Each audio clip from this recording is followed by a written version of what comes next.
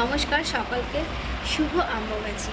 তো আমি আজকে এই ভিডিওটাই সবাইকে জানাতে এসেছি যে অনেকে কিন্তু ভুল জানো। হ্যাঁ, অনেকেই দেখেছি যে মাকে ঠাকুরকে ঘরের ঠাকুরকে খেতে দাও না, পর্দা দিয়ে 3 দিন রেখে দাও। হ্যাঁ, আবার অনেককে দেখেছি যে ঠাকুরকে একদম মুখ চাপা দিয়ে রেখে দিয়েছো। এটা একদম করো না, একদম খুব অন্যায় কাজ এটা। কেননা আমাদের মারা যেমন আমাদের ঋতুচক্র হলে খুব যত্ন করে, বা আমাদের ঘরের লোক আমাদের ঋতুচক্র হলে যেমন যত্ন করে, তেমনই মাকেও কিন্তু যত্ন করতে হবে। আরও সাধারণ দিনের থেকেও কিন্তু আরও বেশি বেশি যত্ন করতে হবে। কেন এখন আমরা মেয়েরা সবাই জানি এই টাইমটা মেয়েদের উপর দিয়ে কী যায়। তো সেক্ষেত্রে অবশ্যই এখন মাকে আরও দুধ ফল আরও বেশি বেশি ভালো করে আরও যত্ন করবে, সুন্দর করে ভালো করে যত্নে রাখবে।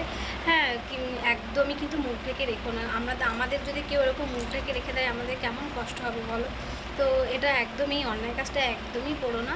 হ্যাঁ, অবশ্যই এবার তোমাদের মনের ব্যাপার। আমার মনে হলো যে, কেন আমি অনেক জায়গাতেই দেখেছি, মন্দিরেও অনেকে দেখেছি যে মুখটা ঢেকে রেখে দেয়। একদম করো না, একদম। কেননা তারপর সেখানে আবার অনেকে ঠাকুরই পুজো দেয় না, সেখানে তো আমার ছেলে ঠাকুরও আছে, তো তারাও কি না খেয়ে থাকবে বলো।